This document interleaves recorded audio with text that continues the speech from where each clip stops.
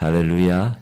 오늘 계속해서 누가복음의 말씀을 공부해 보도록 하겠습니다. 18장 18절부터 23절 본문을 읽을게요.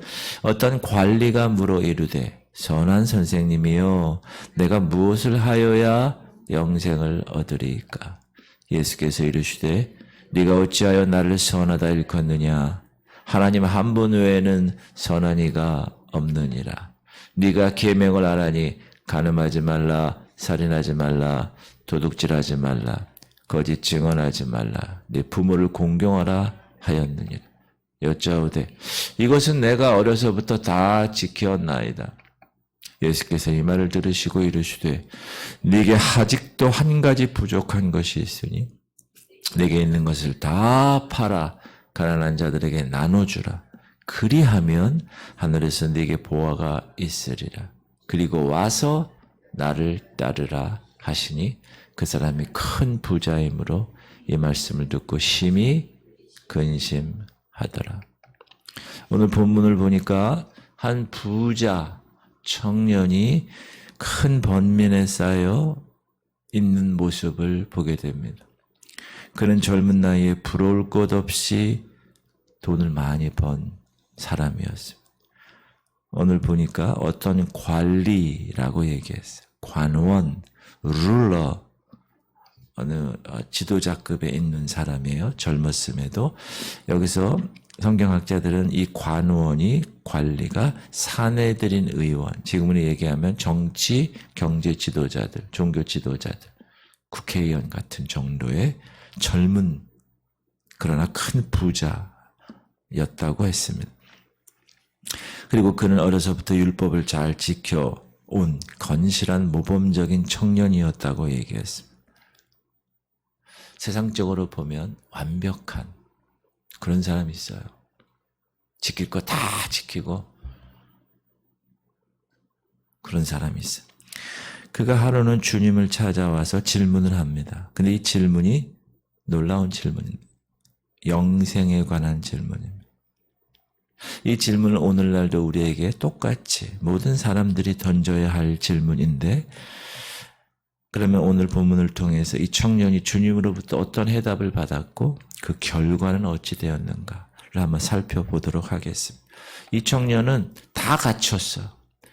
그런데 한 가지 뭔가 여기에 남아있는, 비어있는, 뚫려있는 갈급함이 있었다. 그것이 영생을 향한 갈망이었다. 이것은 사람이 세상에 있는 것으로만은 만족할 수 없다라는 것을 이야기합니다. 영적인 것. 하나님께서 원래 사람을 창조하시고 하나님의 형상을 따라, 이미지 오브 갓, 하나님의 형상을 따라 우리를 지으셨어요. 그리고 거기에 생기를 부어 넣으셨어요. 그래서 사람이 되었거든요. 생명이 되었는데 하나님과 교통할 수 있고, 그러한 장치가 아담의 선악과 사건 이후에 고장이 났어요. 그래서 그 이후에 태어나는 사람들은 하나님과의 관계가 설정이 될 수가 없어요. 고장 났으니까. 여러분, TV가 고장 나거나 마이크가 고장 나면 어떻게 돼요? 기능을 상실한 거예요. 고쳐야 됩니다. 그래서 돈을 많이 갖고 자기가 다 가졌어요. 그런데도 한 곳에 빈 데가 있어요. 이 빈 곳이 뭐냐? 하나님을 갈망하는 그 부분이 고장난 부분이에요. 그래서 어느 순간 구도자, seeker라고 그러죠. 구도자. 도를 구하는 사람의 모습으로 항상 사람은 하나님 앞에서의 삶에 딱 있게 되는 순간이 있어요. 예를 들면 이어령 씨 같은 분. 그분은 다 가졌어요. 천재예요, 그분 천재.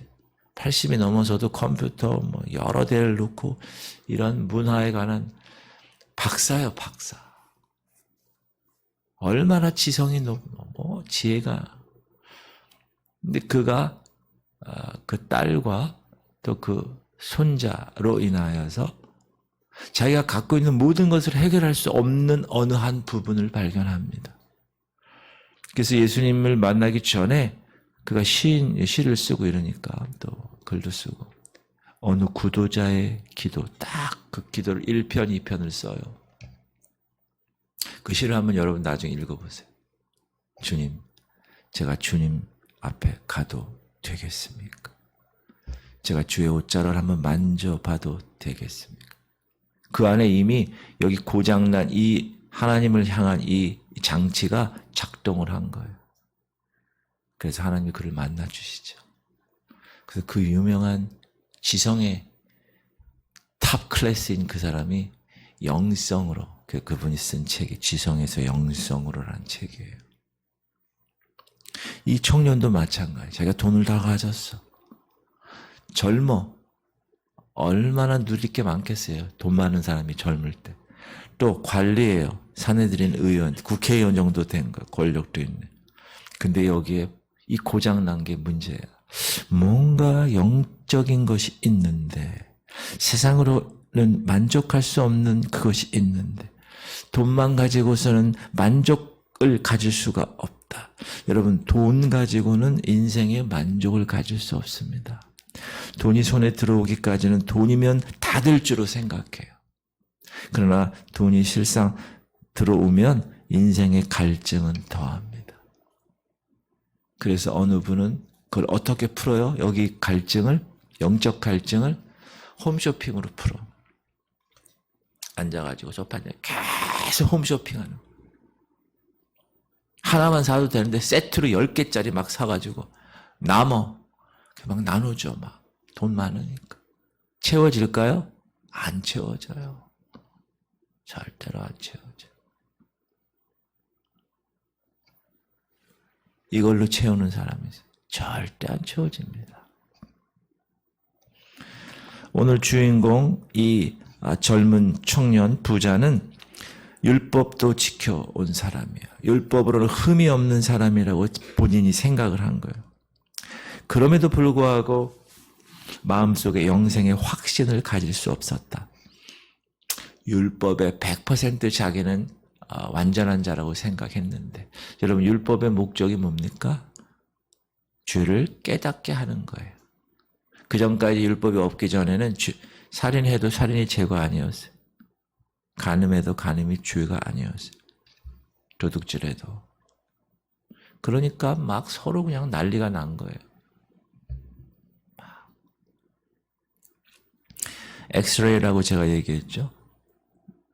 엑스레이는 병원에 가면 엑스레이 찍어요. 일단 뭐 하려고? 진단하려고.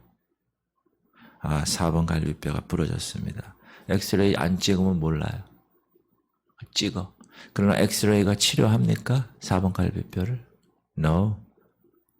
진단만 하지 치료는 못합니다. 율법이 그거예요. 율법은 진단해요. 죄를 보여줘요. 그 죄를 정죄하는 것이죠. 치료하지 않아요.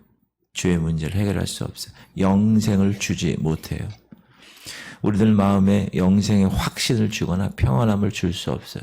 그 근본 원인을 치료할 수가 없어요. 그래서 고민 가운데 사는 사람들이 많아요. 근데 어느 순간 하나님이 그를 부르실 때가 있어요. 찾아오는 거예요. 사실 이 청년은 처신을 잘한 사람입니다. 그런 바른 해답을 찾기 위해서 참 생명의 길에 들어설 수 있는 해답자를 발견한 거예요. 제대로 왔어요. 예수님 앞에. 오늘날 세상에는 이 청년과 같이 애타는 심정으로 주님을 찾아 나오는 사람들이 많이 있습니다. 주님을 찾아 나온 사람은 제대로 나온 사람이에요.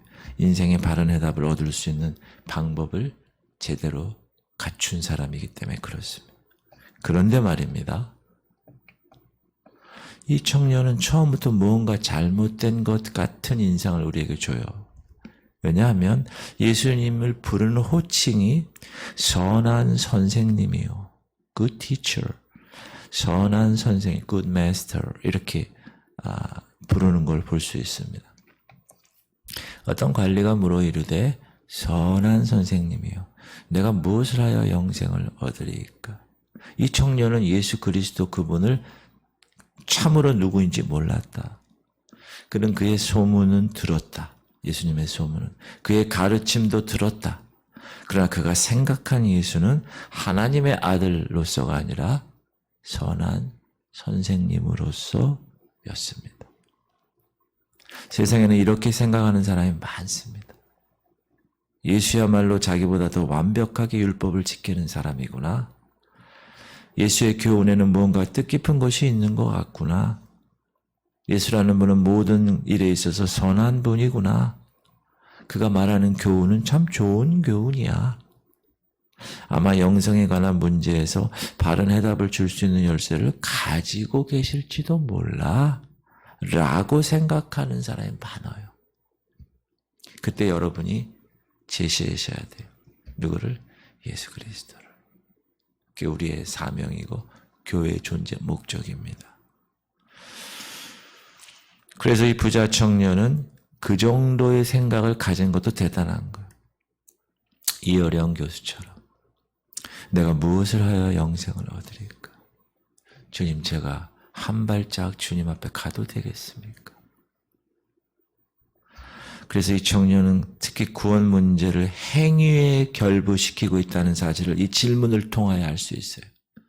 내가 무엇을 하여야 영생을 얻으리까? 영생을 어떻게 얻겠습니까? 라고 질문하지 않았어요. How to로 질문하지 않고 What do I do? 내가 무엇을 해야 영생을 얻습니까? 이렇게 질문했다는 거예요. 그는 영생이 하나님의 선물이라는 것을 꿈에도 생각 못했어요. 그냥 받는 거라는 걸 몰랐어요. 내 노력과 행함에 따라 얻을 수 있어. 왜? 자기는 그렇게 해왔으니까 지금까지. 율법을 다 지켰으니까 그런 가능성이 있다고 생각하니까 그런 방법, 무엇을 해야 얻을 수 있습니까? 이것이 행함을 따라 얻을 수 있는 보상이라고 구원을 생각한 사람. 율법주의자들의 모순입니다. 이때 주님은 청년을 사랑스럽게 보셨겠죠. 기특하다 이 자식. 젊은 나이에 그래도 이만한 인생의 고민을 안고 영생의 길을 찾아 나선 사람이 없는데 대견스러우셨을 것입니다. 그러나 주님은 영생이라는 게 어떤 행함의 대가가 아니라 하나님의 선물인 사실을 깨닫게 해주기 전에는 영생에 들어갈 수 없다는 것을 말씀하셨어요. 그래서 그에게 네가 계명을 알지 율법 조항 알잖아. 그걸 지켜. 예수께서 이러시되 네가 어찌하여 나를 선하다 일컫느냐. 하나님 한 분 외에는 선한 이가 없느니라. 네가 계명 알지? 간음하지 마라, 살인하지 마라, 도둑질하지 마라, 거짓 증언하지 말라, 내 부모를 공경하라 하였느니라. 근데 예수님이 여기서 이 10계명 중에서 대신계명, 하나님에 대한 계명을 말하지 않으셨어요. 너는 나 외에 다른 신을 내게 두지 말지니라. 내 이름을 망령되이 이 말을 안 하시고 5번째부터 10번째까지인 대인관계, 네 부모를 공경하라, 살인하지 말라, 간음하지 이것을 이야기하셨어요. 하나님과의 관계에 관한 것은 말씀하지 않으시고 사람과의 관계에 관한 계명만 말씀하셨어요. 왜 그랬을까요? 대개의 경우 유대인들은 하나님을 경배하는 문제에 있어서는 완벽하다시피 잘 지키고 있었기 때문에 그래요. 율법에 의해서. 이러한 주님의 말씀에 청년은 뭐라 그러죠? 부자 청년. 저 어려서부터 잘 지켜왔어요. 다 지켜왔어요. 다른 거 없어요? 다른 교훈 없어요? 제 마음을 이 갈증을 해결할 만한 참된 교훈이 없어요? 이런 식으로 다음 답변을 기다린 것입니다. 이때 주님은 이때를 놓지 않고 네가 한 가지 부족한 것이 있다. 그리고 이야기하죠. 네게 있는 것 다 팔아. 가난한 자들을 나눠줘라. 예수께서 이 말을 들으시고 이르시되 네게 아직도 한 가지 부족한 것이 있으니 내게 있는 것을 다 팔아 가난한 자들에게 나눠주라. 그리하면 하늘에서 내게 보화가 있으리라. 그리고 와서 나를 따르라 하시니. 우리는 이 말씀에서 이 청년에게 부족한 한 가지 사실을 어떻게 발견해야 되는가에 관하여 해석해야 합니다. 근데 여러 성경학자들이 여러 가지로 해석을 합니다. 뭐 그걸 맞았다 틀렸다라기보다는 어떤 의미를 지녔든지 우리에게 큰 교훈을 주는 거라면 괜찮습니다. 우리는 이 말씀에서 예수님이 우리에게 얘기하시는 주님의 뜻을 찾아볼 수 있는데, 그것은 이 청년이 하나님을 사랑하는 마음과 돈을 사랑하는 마음이 있는데, 하나님을 사랑하는 마음이 돈을 사랑하는 마음보다 부족했다라는 것이죠. 그 돈 때문에 영생을 갈망하는 주님의 바른 해답을 따를 수가 없었다. 주님의 대답이 옳은 것을 알면서도 돈을 사랑하는 마음 때문에 영생의 길을 갈 수가 없었다. 율법의 참된 정신을 저버리는 생활을 해왔다. 사실 그걸 알 수 있습니다. 예수께서 이르시되 네 마음을 다하고 목숨을 다하고 뜻을 다하여 주 너희 하나님을 사랑하라 하셨으니, 이것이 크고 첫째다는 계명이요 둘째도 그와 같으니 내 이웃을 내 자신과 같이 사랑하라 하셨으니, 이 두 계명이 온 율법과 선지자의 강령이니라. 이 청년의 경우는 이 율법의 정신을 저버렸어요. 하나님을 먼저 사랑하는 것, 그리고 이웃을 사랑하는 것, 그것이 네가 지키고 있는 모든 율법과 선지자를 얘기하는 모든 것의 핵심이다 라고 얘기합니다. 그래서 그것을 깨우치기 위해서 네가 사랑하는 것이 뭐냐? 돈 아니라는, 재산 버려야 돼. 그래야 네가 하나님을 사랑할 수 있어. 그리고 그 하나님을 사랑할 때 너는 영생을 얻을 수 있단다. 여러분, 돈은 일만하게 뿌리입니다. 돈을 사랑하면 그렇다는 거예요. 돈을 사랑하는 자는 미혹을 받게 되어 있습니다. 그리고 넘어지게 되어 있어요. 예전 성경에 침륜에 빠진다고 얘기해요. 돈을 사랑할 때 그렇다는 거예요. 그래서 그 청년으로 하여금 우선 돈의 노예 상태에서 벗어나기 전에는 하나님 나라 은혜 받을 수 없어 라고 이야기하는 거예요. 결국 그 청년은 돈을 버릴 수가 없었습니다. 돈이 여러분 그렇게 집요한 것입니다. 이제 그는 자기에게 부족한 한 가지가 뭔지 알았어요. 그런데 유감스럽게도 알면서도 행할 수가 없었습니다. 왜 그런지 알아요? 돈이 그렇게 만든 거. 여러분, 그래서 돈 많이 벌려고 생각하지 마세요. 돈이 많이 벌어지면 하나님이 그 다음으로 오는 거예요. 나라들을 보세요. 먼저 하나님을 찾았을 때 하나님 유럽을 축복했고, 미국을 축복했어요. 대한민국을 축복했어요. 우리 어렸을 때 얼마나 못 먹었어요. 근데 돈이 많아지기 시작했어요. 등 따스고 배고프니까 하나님 안 찾아요. 지금 유럽의 교회는 나이트클럽으로 변하고 있어요. 술집으로. 지금 우리나라 교회도 문 닫는 교회가 얼마나 많아요. 하나님이 촛대를 온 것이 어제 계시록 말씀처럼. 돈이 그러한 파워가 있는 거예요. 돈이 여러분 무시하면 안 돼요. 돈이 긍정적인 파워도 있어요. 그러나 믿는 자들에게 오늘 말씀 성경은 계속 얘기하는 돈에 관해서. 그래서 주님은 이렇게 얘기하시죠. 좁은 문으로 들어가기를 힘쓰라. 내가 너에게 이르노니 들어가기를 구하여도 못하는 자가 많아. 이 사람이 부자 청년이 들어가기를 구했잖아요. 지금 예수님 앞에 나와서 알아요. 들어가는 방법까지도 알아. 근데 못했어. 왜? 그 돈을 포기할 수 없었어.